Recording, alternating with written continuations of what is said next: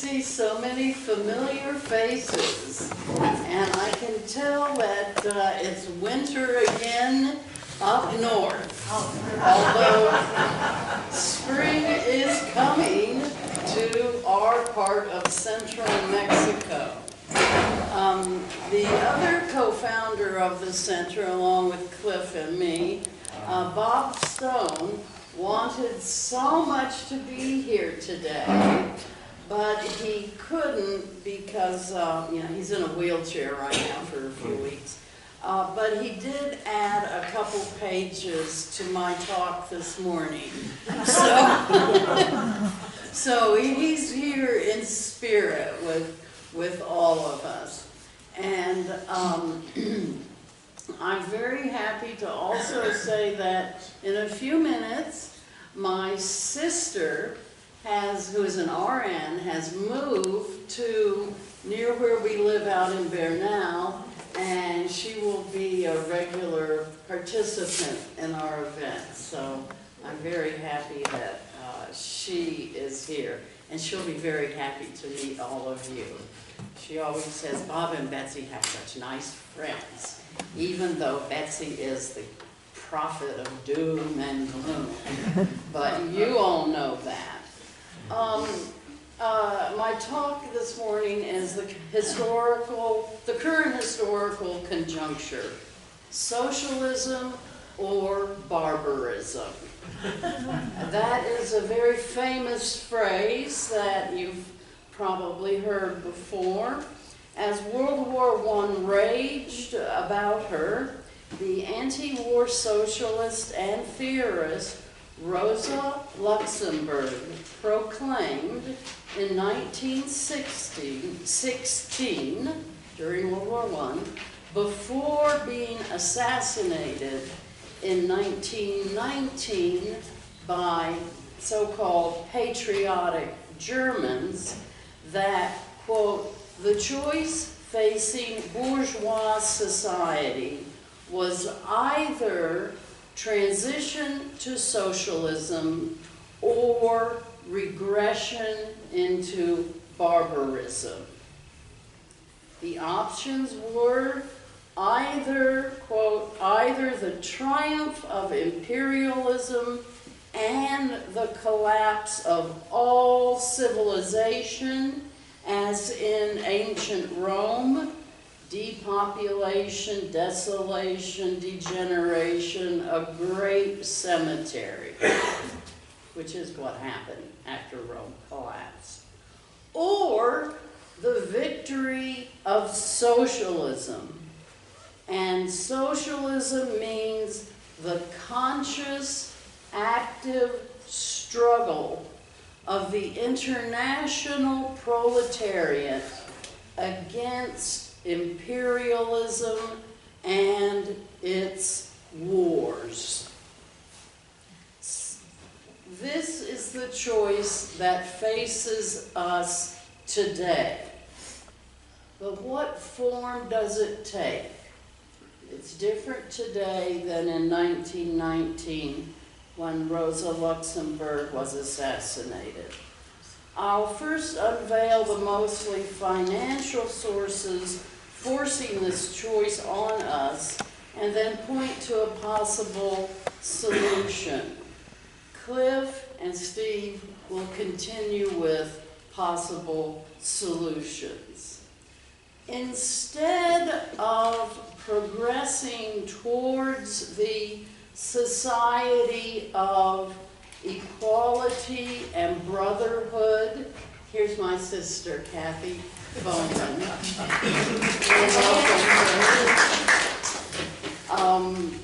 Instead of progressing towards the society of equality and brotherhood that was promised or hoped for by the philosophers of the American and French revolutions of the 18th century, Rousseau, Diderot, Voltaire, Jefferson,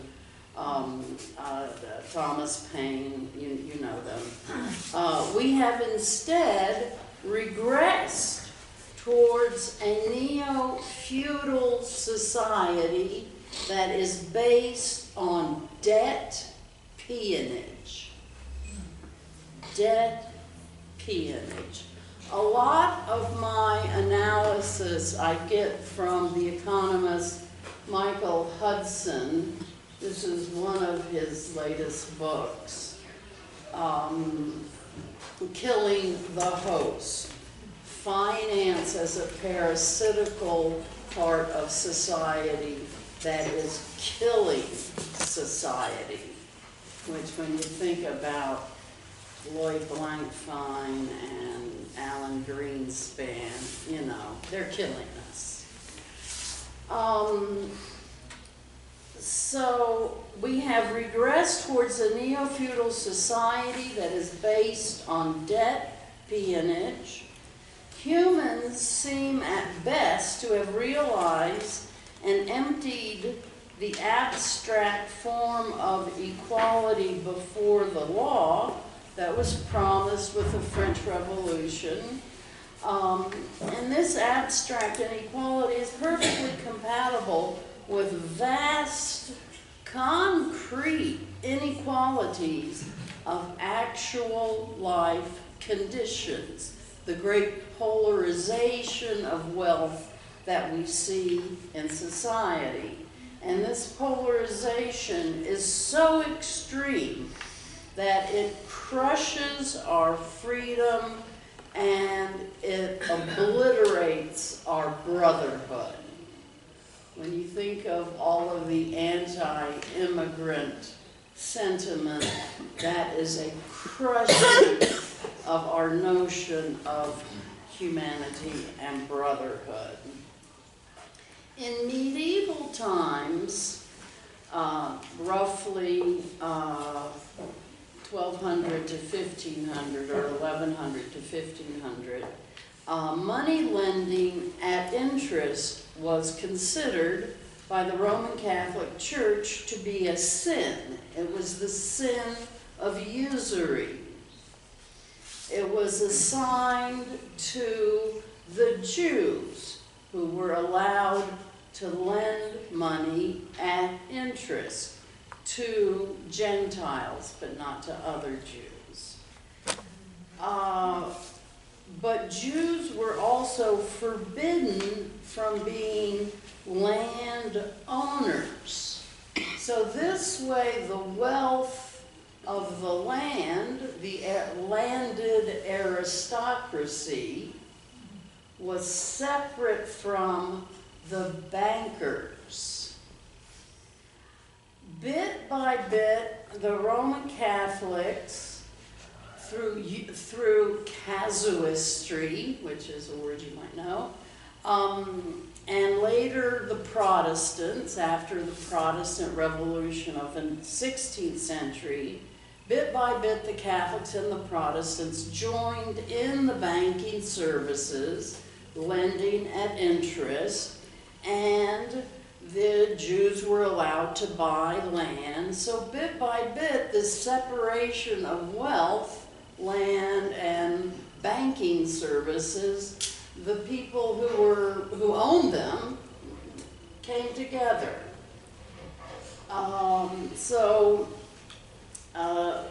The landed aristocrats were also in the money lending services, and the money lenders were allowed to own land. Today, the equivalent of this right to unlimited financial gain is embodied in the intertwining of real estate, in finance, and insurance, the so-called FIRE sector of the economy.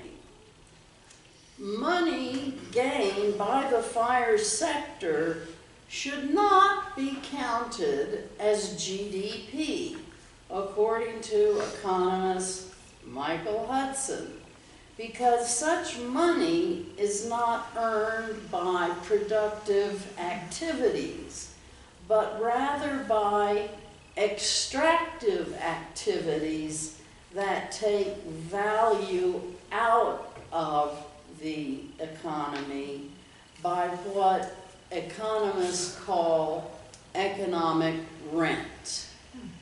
Now, this is not rent that you pay every month for your house. This is different. Rent, for economists, is the unearned income that you can appropriate, stick in your pocket, such as capital gains. When the value of something that you own, land or stock, increases through no effort whatsoever of your own, of the owner who gains when selling it, this is what rent is in an economic sense.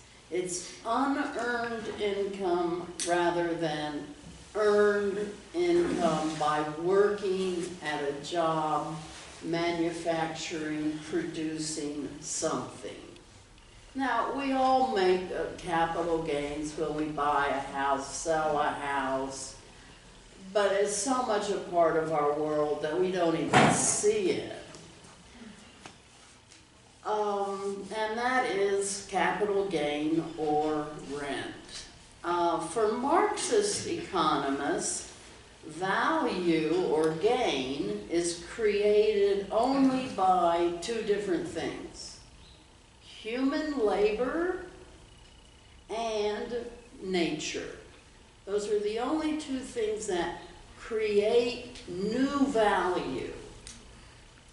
Monetary gain that comes from other sources, such as interest or capital gains, is unearned income and should be subtracted from the national income and products accounts, the NIPA, which is calculated by the government Office of Commerce or something or other. So this interest and unearned capital gain should be subtracted from the GDP, essentially, because it's not adding to the value, but it's taking away from the value. Now, we can all agree that the Wall Street bankers who brought us the 2008 crash engaged in no productive activity. They did not make one pair of socks or one ceramic pot. Instead, they gambled on debt instruments, such as mortgage-backed securities, remember? Collateralized loan obligations, credit default swaps, and other financial innovations. They merely moved around existing debt instruments, pieces of paper indicating debt, as you do in a casino.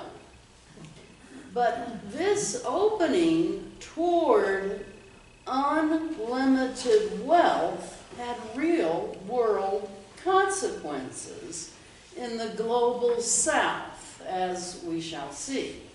The global south, of course, is not just literally the global south, but it's the pockets of poverty that we see all over the global north. Think of Detroit. Unearned income, according to Michael Hudson and other renegade economists, they call themselves, should be taxed higher than earned income.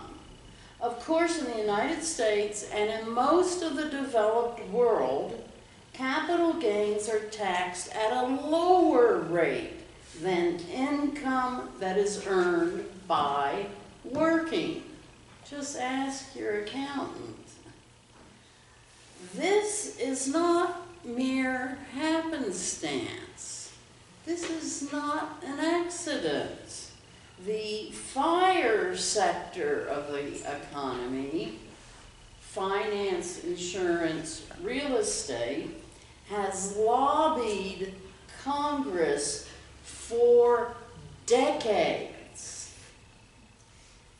and has recently achieved an enormous success in changing the tax codes in order to have the result of higher taxes on labor and lower taxes on capital gains and businesses.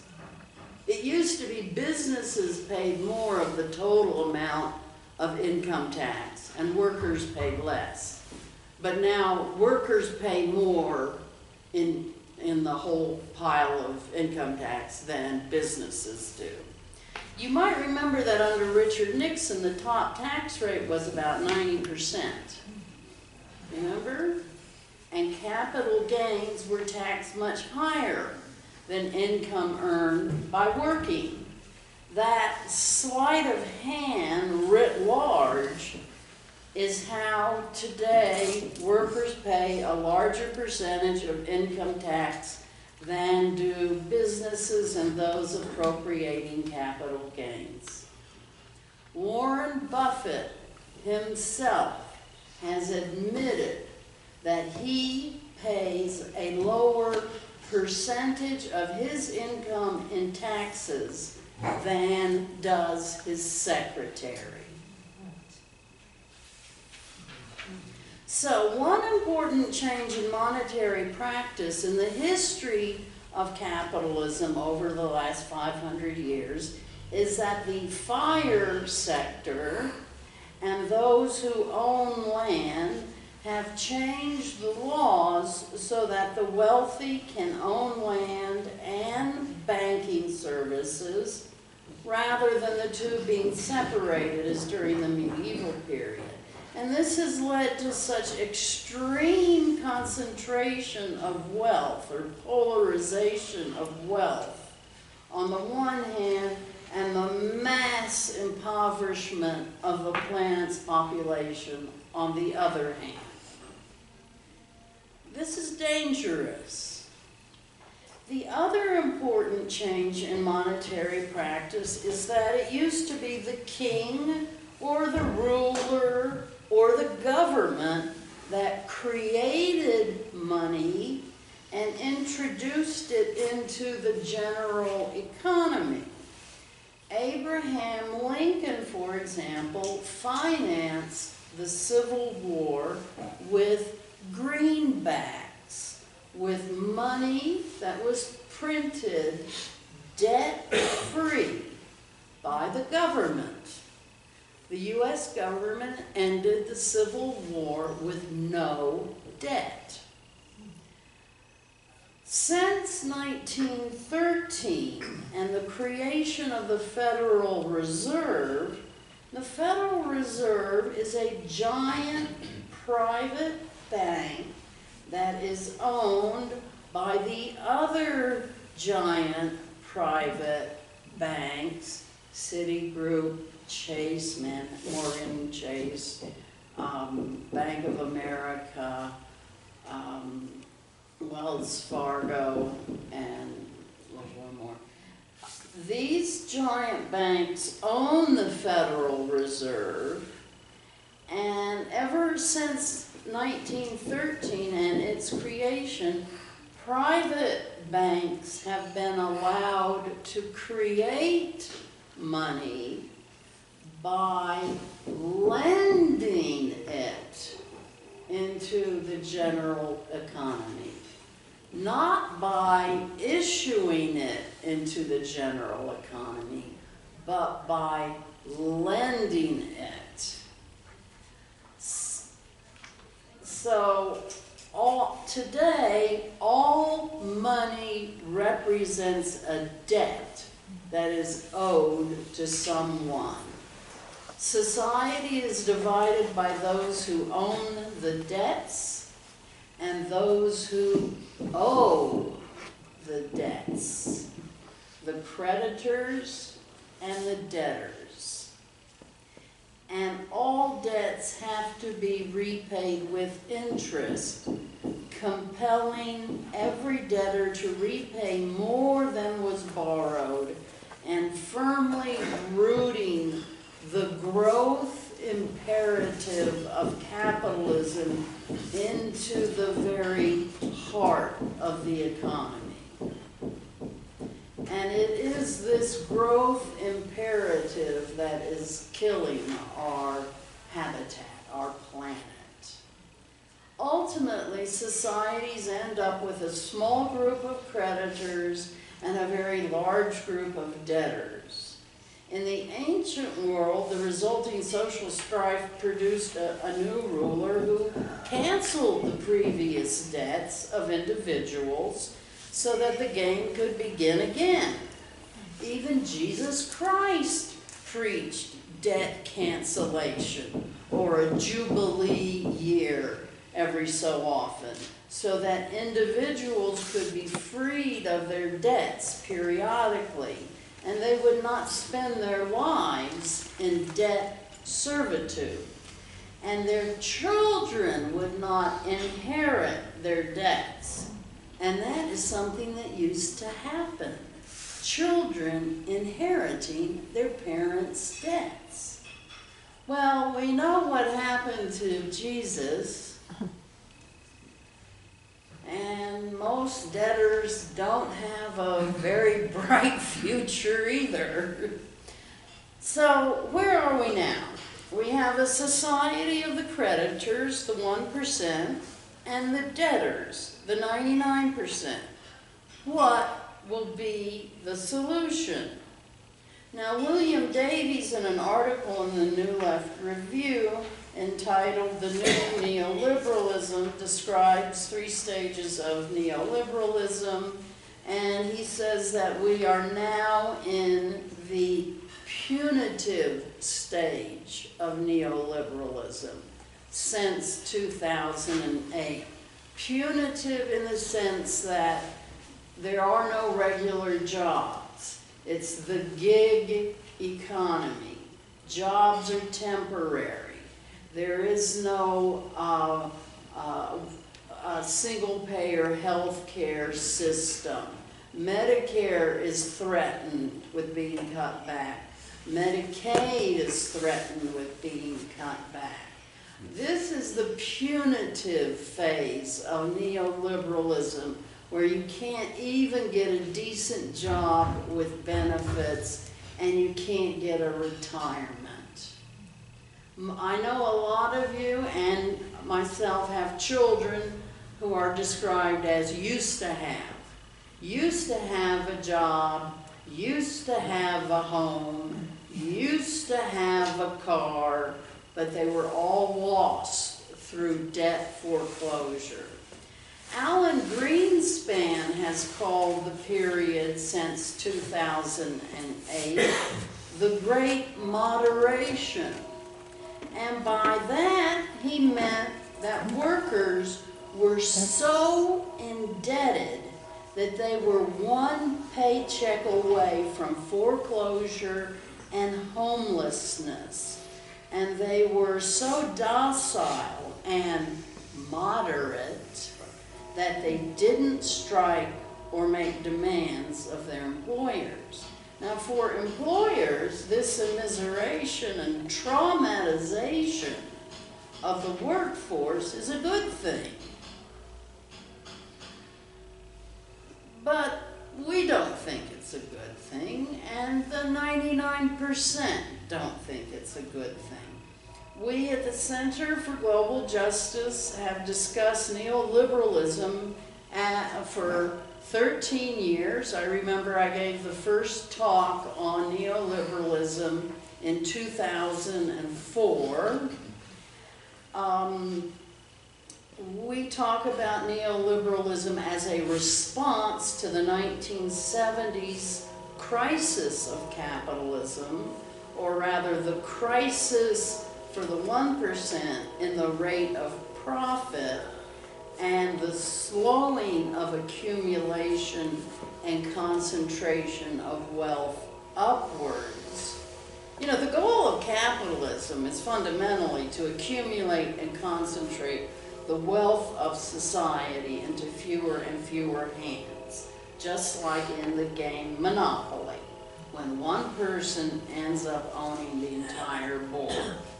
Today, in the third stage of neoliberalism, the punishment stage of neoliberalism, all new wealth, all productivity gains are being channeled up to the 1%.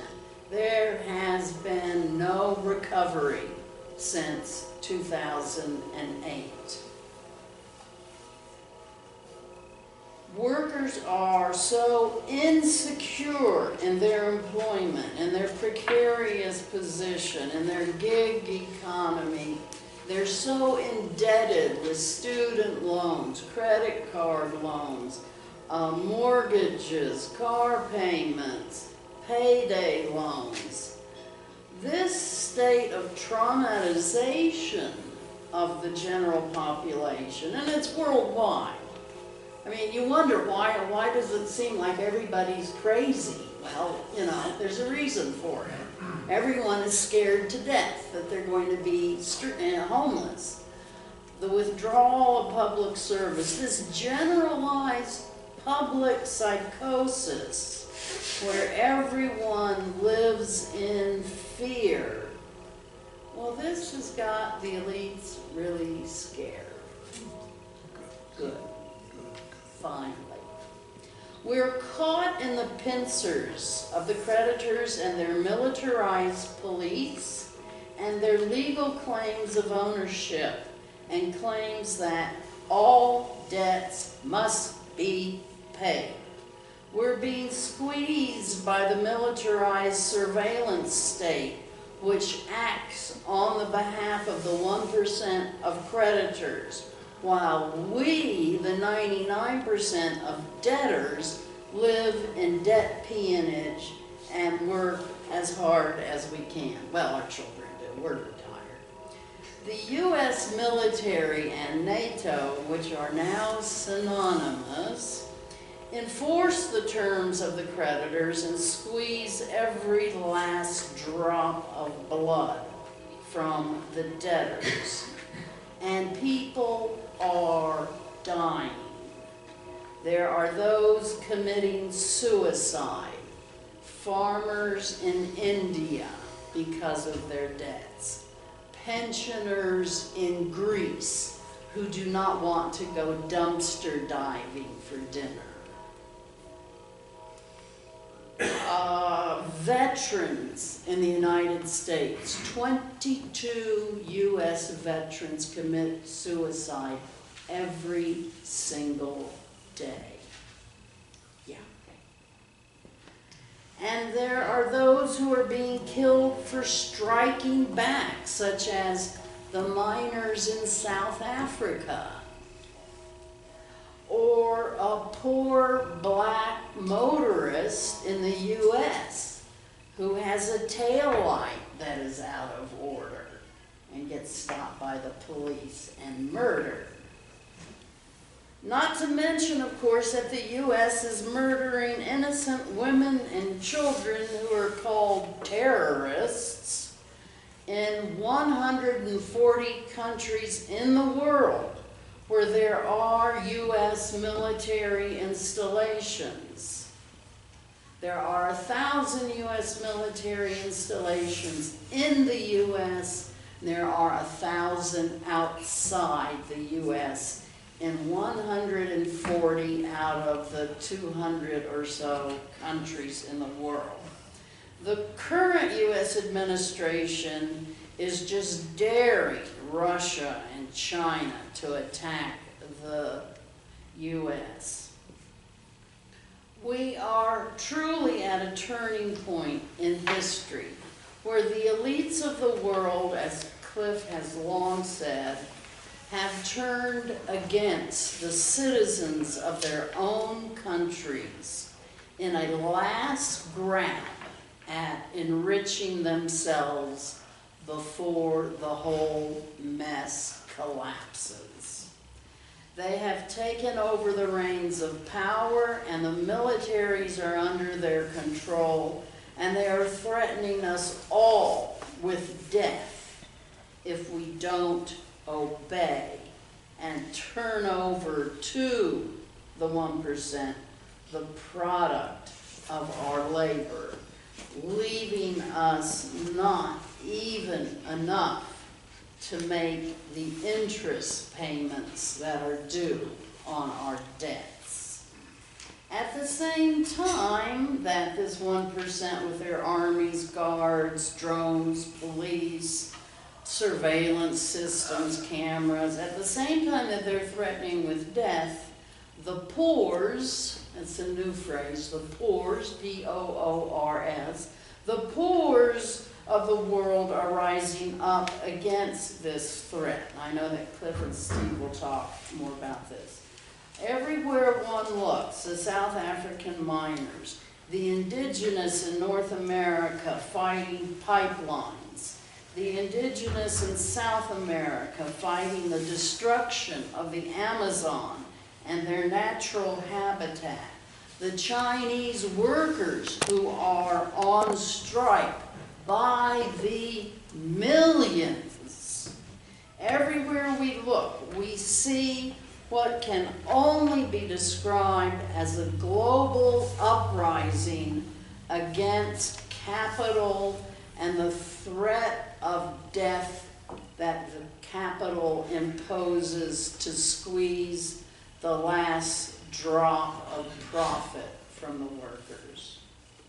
Now, there are solutions to the climate crisis. That's not my area of specialization. I won't go into solar energy, blah, blah, blah. There are solutions to the social crisis, this deep traumatization that we're going through. But that's not my area of specialization. But I can speak something to the economic crisis and the solutions to the economic crisis. Step number 1, green the economy. Solar power everywhere. Step number 2, cancel all personal debts. Not business debts, personal debts. Because we have debts, because we haven't had a raise in our wages since 1975. Step number 3, nationalize all banks and channel all interest payments on loans to the government. There's no reason for the government to have a debt. The U.S. debt is $20 trillion. That's $20 trillion that we collectively have been compelled to borrow from Lloyd Blankfein, Jamie Dimon, Warren Buffett, Bill Gates, the super rich of the planet. So, make all interest payments go to the government as a tax base. Make all banks public. And I've often talked about Ellen Brown's book on the public bank solution. Make all businesses worker-owned and worker-run. As you know, the Center for Global Justice hires a full-time employee to organize cooperatives, worker-owned, worker-run businesses, mostly women's groups and farmers out there in the greater county of San Miguel. Now, these 5 steps would be a good start at saving our planet and at saving our lives. There are other positive possibilities that match the eco-suicide and the war that threaten us. There's a global uprising of what many researchers call a new global working class that is taking shape in the global south. Beverly Silver, in her 2003 book, Forces of Labor, made herself something of a prophet of this historical turn. She said, the emphasis of labor unrest as something that is continuously transforming capitalism comes out of U.S. traditions, and we know this. The idea that workers' gains come in large part through their strategic position at the point of production. So there's a whole group of academics who are studying this new formation of an international working class. They're having a conference in November in Austria that Bob and I hope to attend. There are recuperated factories which have been known by the economic crisis in Argentina of 2000. As of 2015, there were 360 recuperated worker-owned enterprises in Argentina, 69 in Brazil, 24 in Uruguay, 100 in Venezuela. There are also cases that are well known in Greece, Italy, France, Spain, Mexico, Indonesia, India. With the contemporary crisis, these recuperations or worker takeovers are picking up again, especially in Argentina, and they're spreading to the north, with at least 6 recuperated enterprises in Europe and in the U.S.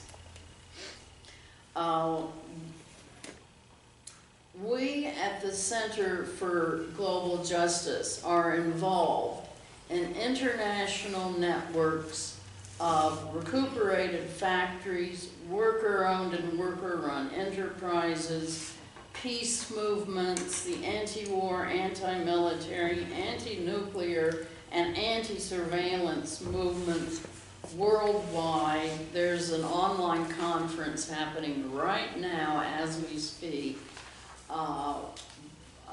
sponsored by May 1st, which is an internet service provider that teaches you how to encrypt your email and protect your web page. We're involved in the global Me Too movement because all of we women have been discriminated against in some way at some point in our lives. We're also involved in the anti-racist movements. We can do it. We have to do it. Our life, our survival, our future, our children and grandchildren, everything depends on it. Thank you very much.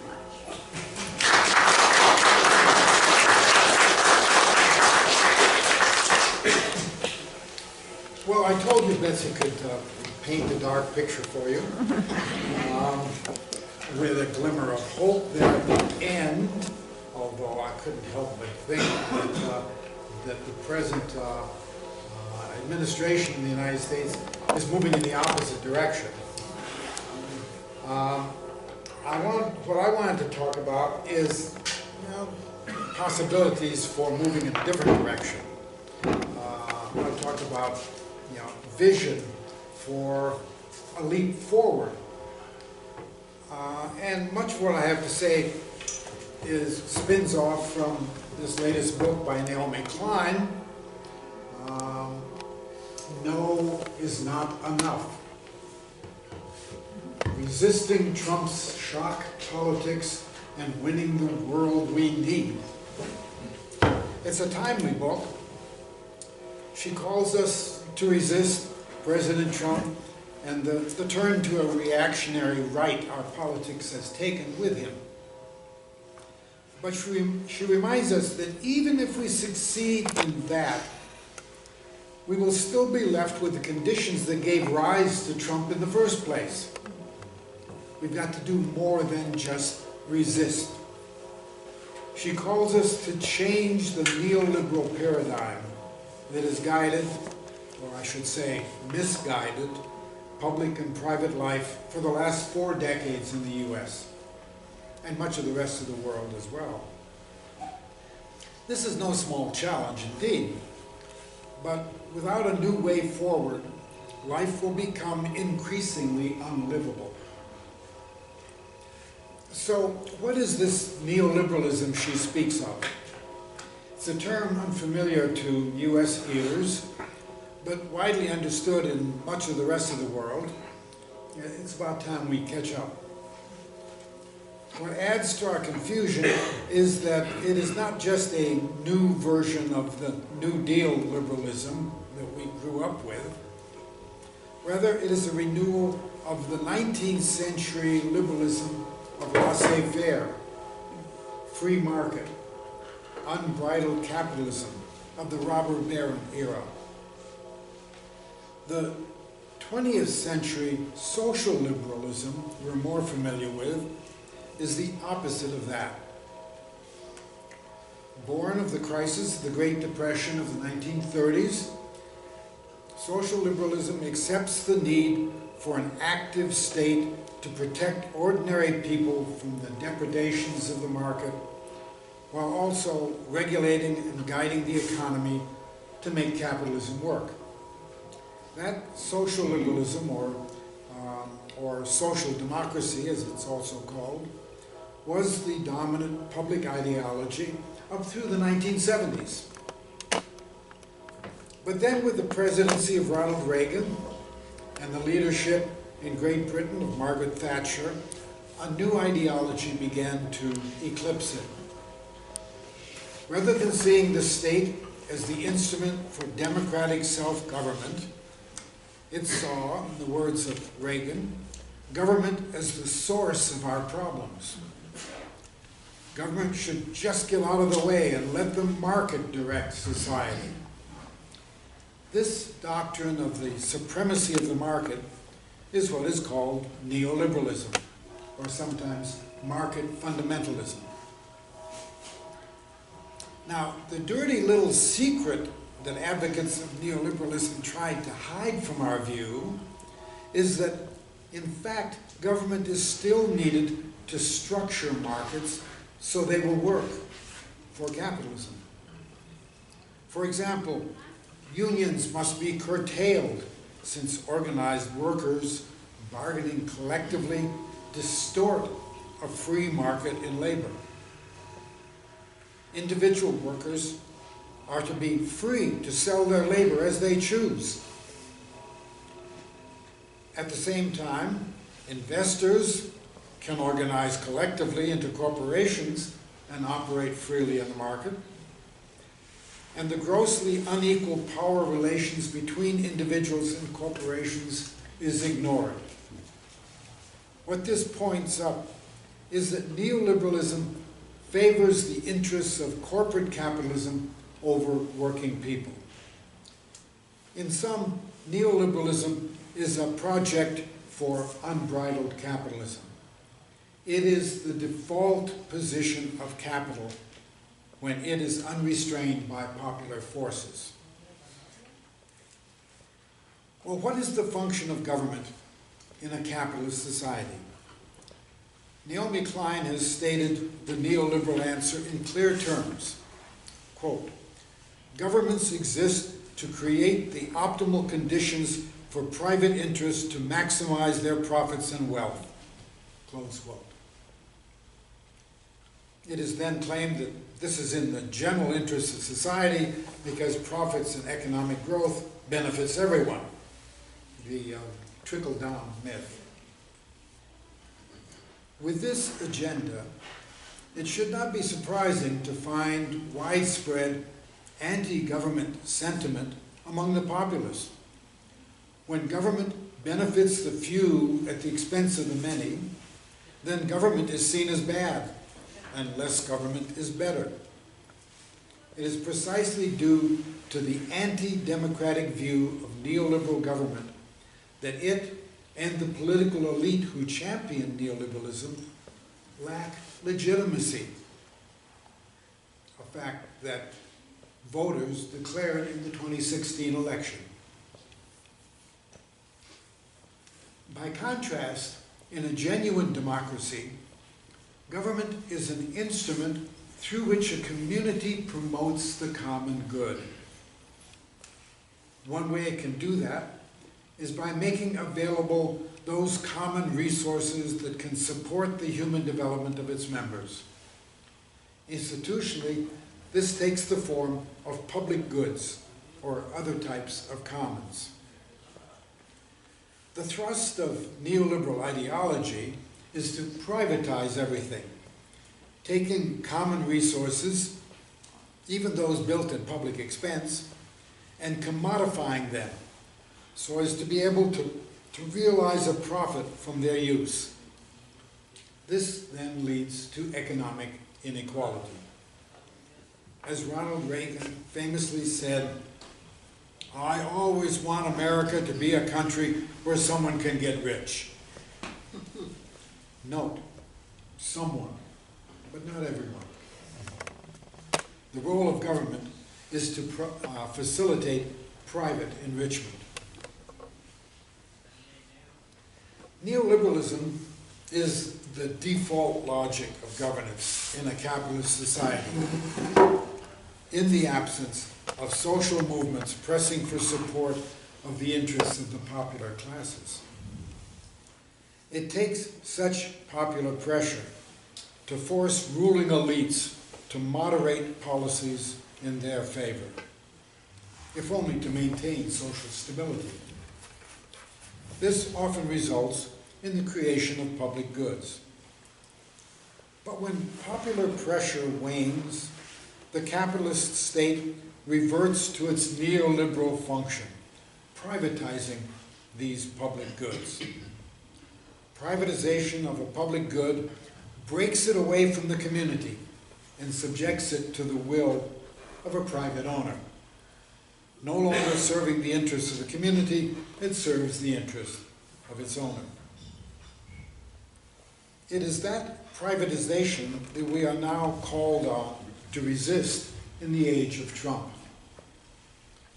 This administration is imposing a veritable tsunami of privatizations, attempting to complete the destruction of the New Deal and Great Society programs that have been undermined bit by bit over the last 3.5 decades. Now, as we wake up to the clear and present threat to public goods that have sustained us, we can better appreciate their value to us. With this increased consciousness, we may now be better able to press for an expansion of public goods. A public good is a commons that is provided by government.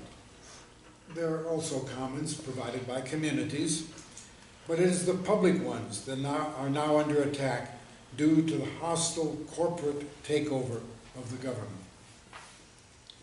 There is now a concerted campaign to complete the privatization and commodification of education, healthcare, the internet, transportation infrastructure, public lands, prisons, security, the military, even Social Security. As corporate capital is hungry for places to invest, it looks to these public goods as potential profit centers. Every area of social life is being subordinated to the logic of capitalism and its markets. This has the effect of fragmenting society and desocializing the individuals who are, quote, freed from social solidarities, and thereby become vulnerable to unregulated corporate forces in the market. As we resist this neoliberal offensive, We need to be clear about what we are for. What is our vision of an alternative? We need more than a program that is a laundry list of what we are defending. We need to connect the dots by showing how they fit together in a coherent vision of a better society. Naomi Klein's LEAP manifesto links them with the value of caretaking. A caring society is a compelling alternative to the lovelessness of the present neoliberal order. But I think we need to make the ethics of caring concrete by outlining how it can be institutionalized. We need to institutionalize it in an expansion of commons. In fact, more than a utopian vision, the ethics of caring is the real basis of some existing commons. A commons is a resource available to the members of a community, whether local or national, that is governed democratically by that community so as to better contribute to the human development of its members. Examples of such commons abound. They range from the public library and fire department, public schools, and the internet, and in other countries, the healthcare system, and law enforcement judicial system. These contribute to human flourishing and are common because they can better benefit all when shared rather than held as private property. Then, of course, there's that greatest commons of all, the planet. With climate change, we are seeing what happens when a commons is not governed in the common good and private interests are allowed to ravage it. Like all institutions, the commons educates us to a way of being. While a capitalist market educates us to a competitive individualism, a commons educates us to a nurturing community. And through the participation of the commoners in the governance of that commons, we are educated to democracy. Now, while existing commons are under threat of privatization, and we are called on to defend them, we have an opportunity to call for their expansion. While neoliberals seek to strengthen the reign of private property in our healthcare system, this is the time to demand healthcare as a right and call for its socialization as a public good. In this, as in other areas, we need to boldly put forth the vision of expanding free access to common resources that enrich us all. A caring society requires social institutions that guarantee and protect the commons. In the neoliberal ideology, there is no common good. Indeed, there is no society. This was the premise of neoliberalism in the view of Margaret Thatcher. As she said, quote, "There is no such thing as society. There are only individuals and families," close quote. In fact, this is not a description of reality. Rather, it is a project to remake reality by shredding the social contract and dissolving society into individuals who are powerless to resist the ravages of capitalism. The neoliberal concept of the human being is what economists call Homo economicus, economic man. In a purely self-interested individual seeking his own economic advantage in the marketplace. He is shorn of any moral restraints, compassion for others, or sense of responsibility to the community or others. He is an amoral, asocial atom. This Homo economicus is usually understood to be a theoretical abstraction. It is recognized that in reality, we are social beings with meaningful relations with others and moral sentiments, living in communities. Nevertheless, as Naomi Klein points out, with Donald Trump, we have a neoliberal man, a personification of Homo economicus. He is a nearly perfect product of neoliberal capitalism. He is asocial and amoral. His entire being is focused on self-interest. In him, we can see mirrored what neoliberalism is making us. It is from that we recoil in horror. Long ago, Karl Marx observed this tendency in capitalism when he noted how the bourgeois system had, quote, left remaining no other nexus between man and man than naked self-interest, than callous cash payment.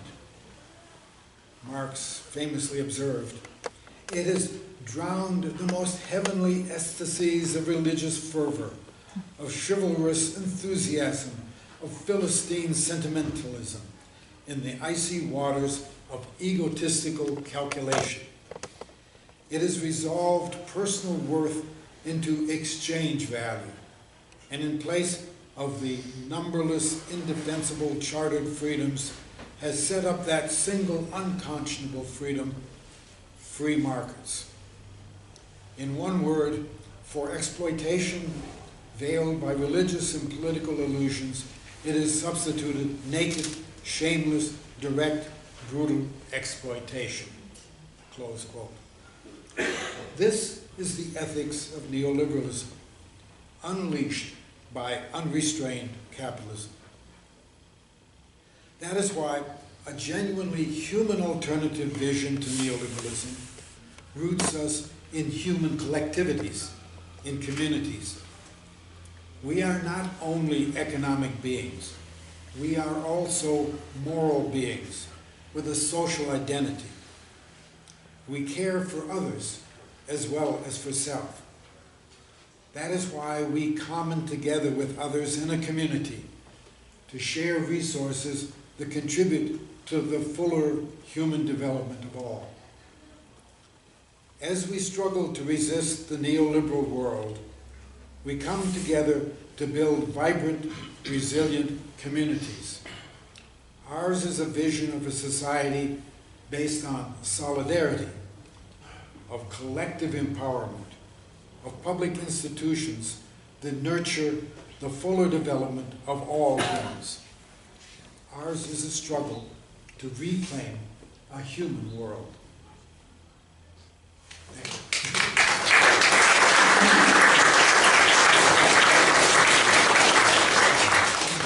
And now, Steve. Thank you. Let me try to address three issues. I entitled my talk Our Journey, because I don't know if we all know where we're going. I think we want to be in a different place, but not literally, but figuratively. First, I'm going to encapsulate the nature of the problem we face and why I believe that each of us can contribute to the solution. Second, I'm going to talk about the kinds of institutions and enterprises that already exist in our society, which I think that we need to both support and create more of as working models of a democratic or solidarity economy. And finally, I'll tell you how I choose to participate in what I call the cashless revolution, in hopes that others of you might join this effort in your own way. The most recent assault on our economy and democracy began in 1972 with the writing of something popularly referred to as the Powell Memo. It was written by Lewis F. Powell, who at the time was a corporate lawyer sitting on the boards of directors of 11 different corporations and a member of the Education Committee of the U.S. Chamber of Commerce. He was subsequently appointed to the Supreme Court, although the content of his memo, and I have memo in question marks because it's actually a 34-page near treatise rather than a memo. It was a confidential memo entitled, and I quote, "Attack on American Free Enterprise System." It cites the media, public opinion, secondary schools, colleges, and universities as sources of the attack and the problem of survival for capitalism. Every administration, no matter the party, since the election of Ronald Reagan, has championed and been influenced by the outcomes resulting from the Powell memo. Citizens United was the final straw in not only bringing corporations to parity with individuals in our political system, but catapulting them to complete dominance because of their immense financial resources and lobbying efforts. In my opinion, the current national political system in the country is inherently undemocratic and bordering on fascism, depending on what author you choose to read. I believe local jurisdictions ranging from villages to towns to cities and counties, and perhaps reaching as high as the state level, represent our only hope for progressive change. For those of us willing and able to expend efforts in changing our system, we must focus those efforts where they can result in the right kind of change. Eventually, changes in the direction of socially just enterprises will be recognized as such. In other words, I believe each of us must do what we can to support a solidarity economy. Here I'm reminded of a story which is often attributed to the Cherokee people. The story goes something like this. A grandfather is sitting with his grandson one day, and he's obviously troubled by something. The grandson turns to his grandfather and says, "What's the matter?" The grandfather says, "I have two wolves fighting inside of me. One is very cunning and fierce and mean and wants to hurt me and other people and makes me afraid for my future. The other one is beautiful and friendly and a warm-hearted creature that makes me feel good about myself and for my friends."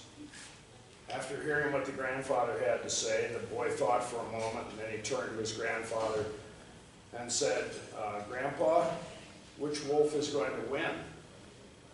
Upon hearing his grandson's question, he looked carefully at his grandson and said, "Whichever one I feed will win." There are two levels of action where I can do something to encourage a better wolf or world. One is by supporting and advocating for and participating in community-based solutions that are inherently democratic and fair. The other level is by living my daily life in ways that do not feed the cunning wolf. There are degrees and shades of gray in both of these areas where each of us can do the most we are able to. I'll start by describing some of the institutional and community-based solutions that I see.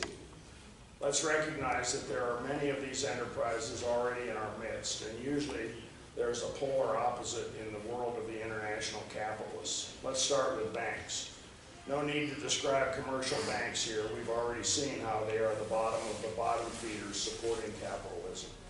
But what about publicly owned banks like the state of North Dakota has had for several decades, during which time it's been considerably more profitable than commercial banks, while aligning its activities and interests in such a way as to benefit the people of North Dakota rather than its officers and stockholders, the latter of which it actually has none of.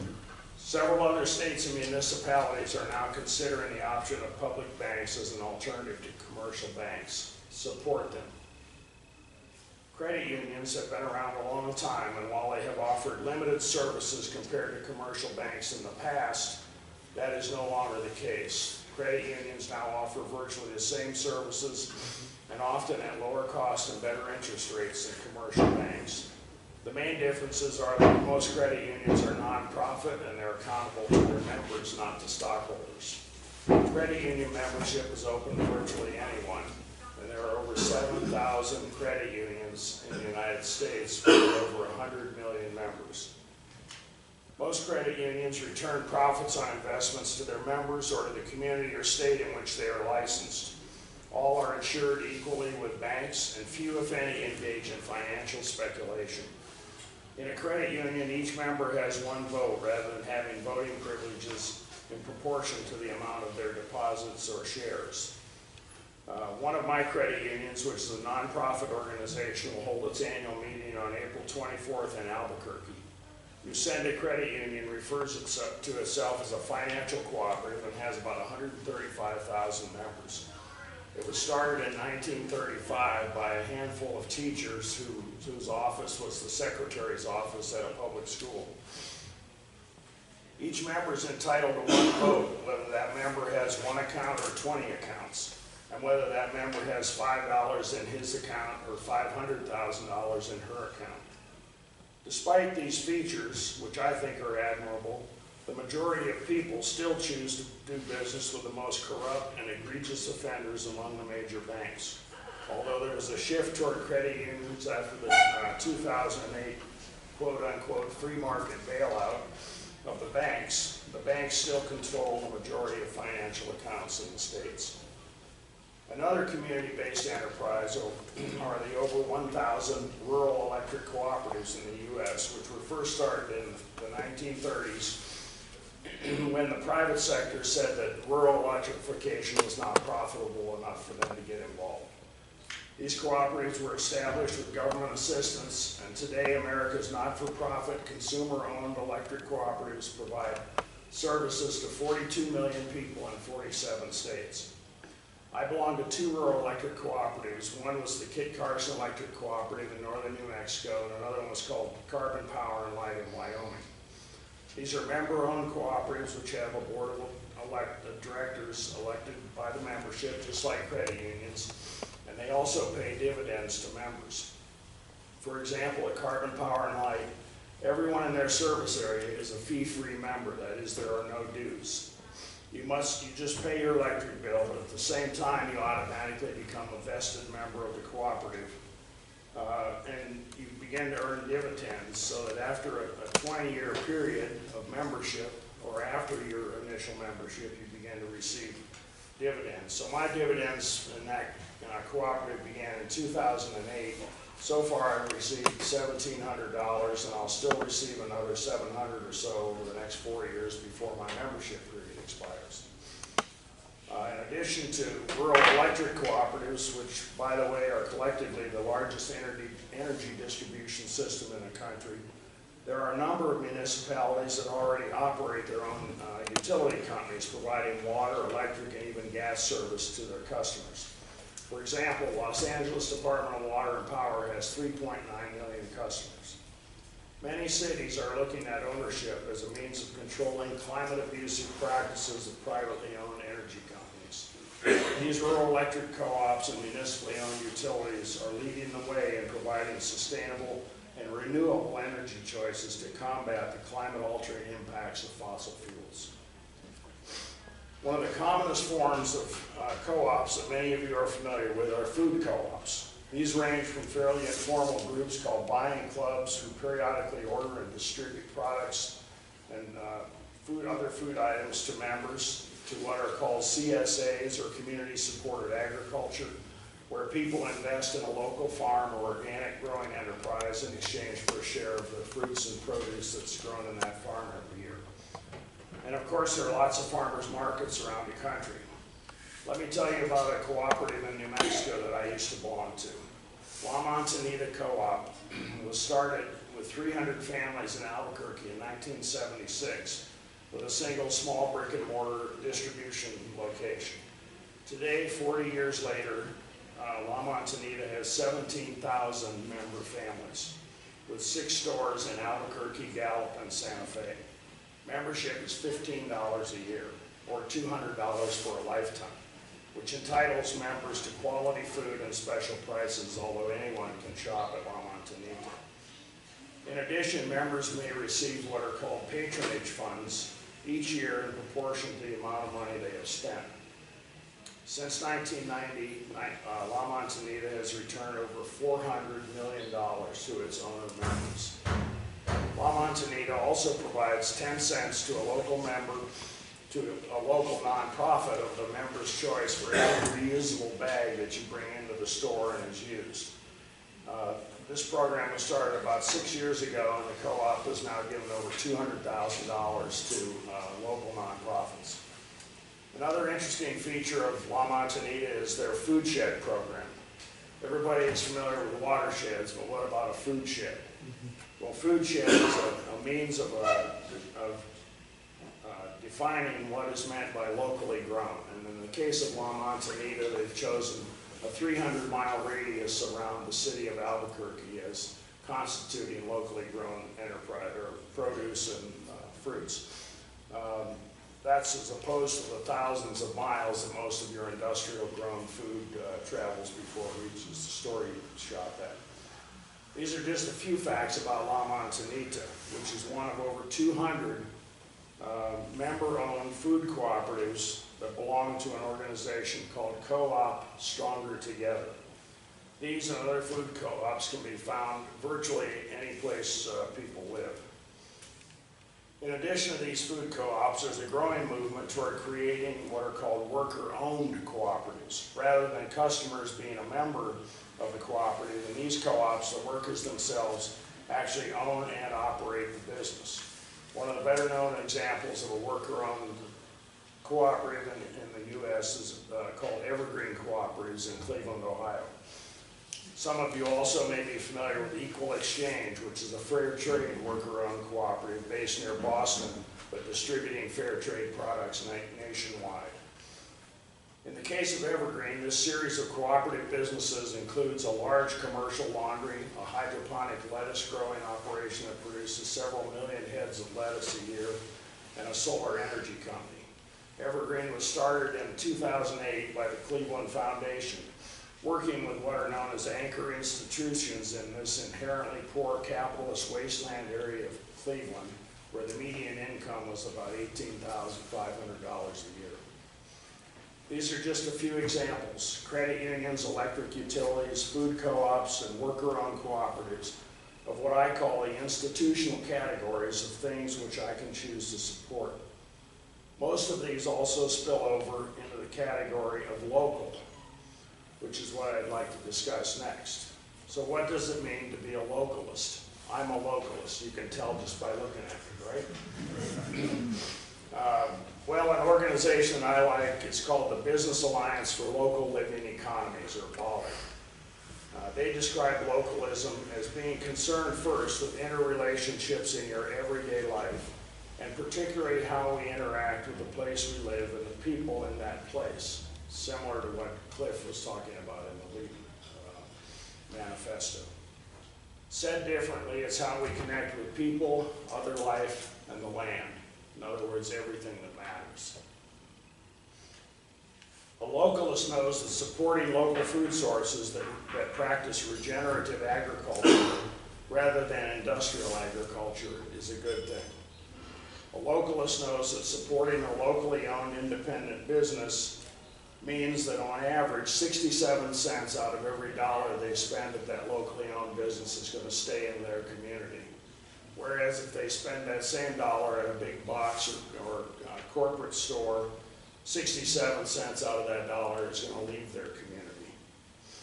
Some studies show up to 4 times as much money spent locally stays in a community than that same money spent at a national chain store. $10 million spent at Amazon creates 14 jobs, whereas that same amount of money spent locally creates 57 jobs, nearly 4 times the difference.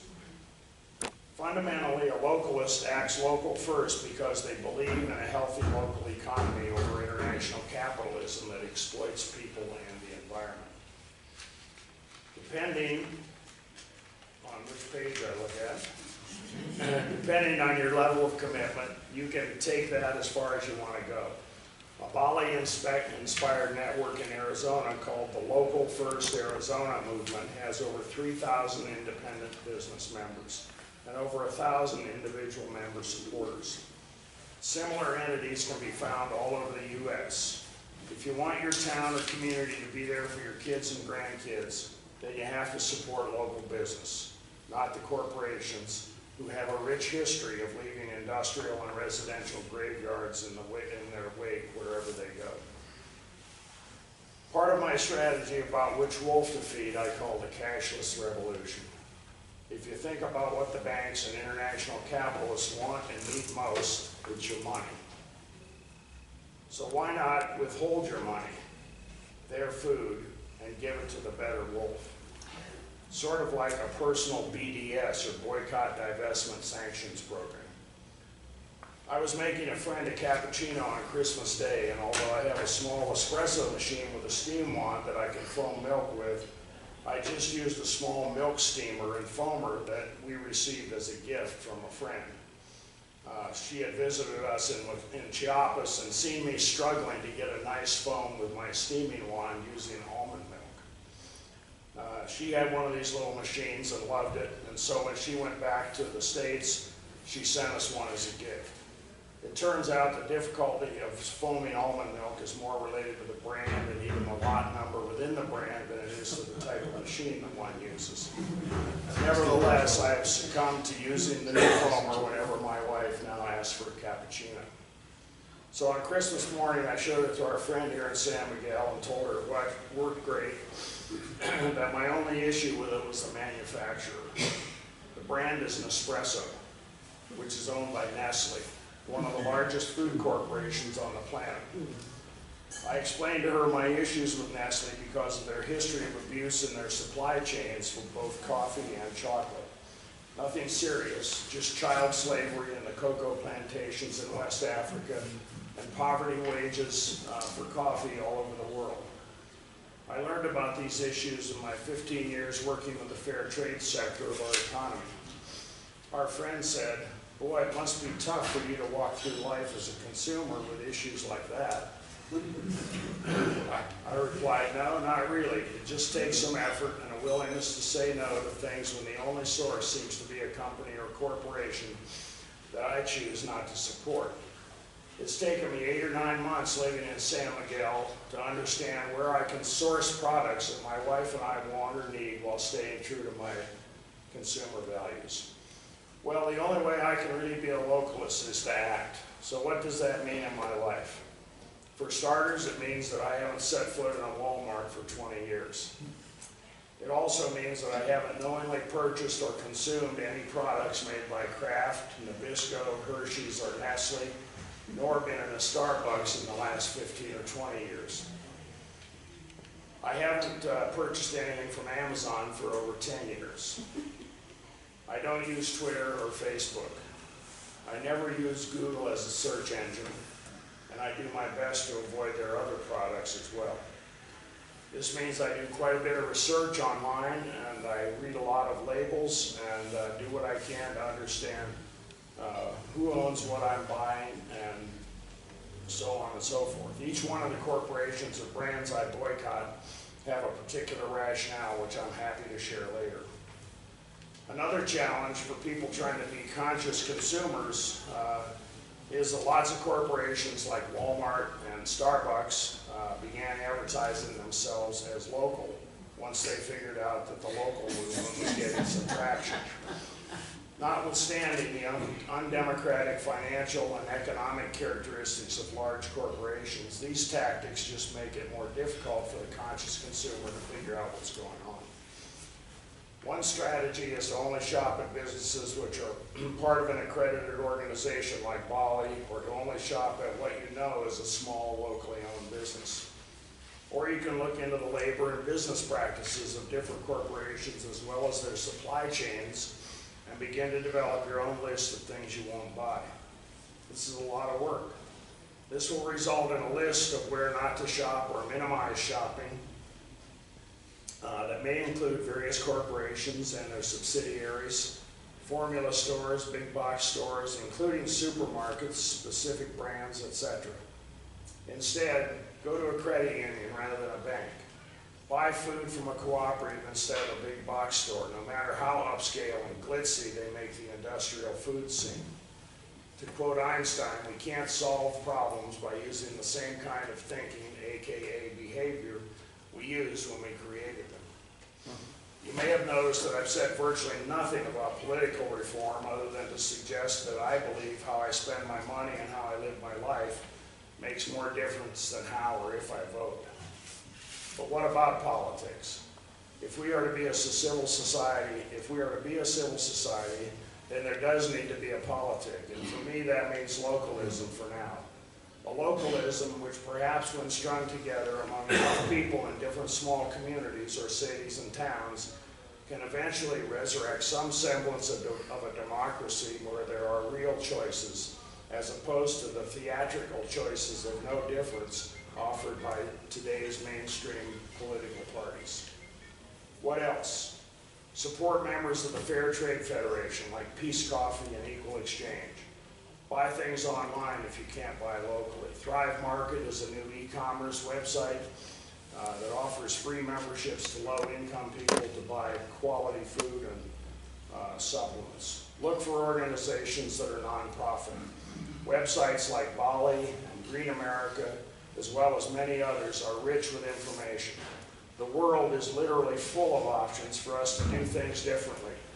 But I have to take responsibility for my own actions and invest some time and effort in living my values to the extent I'm able. In the words of Margaret Mead, never doubt that a small group of thoughtful, committed citizens can change the world. Yeah. Thank you. It's the only thing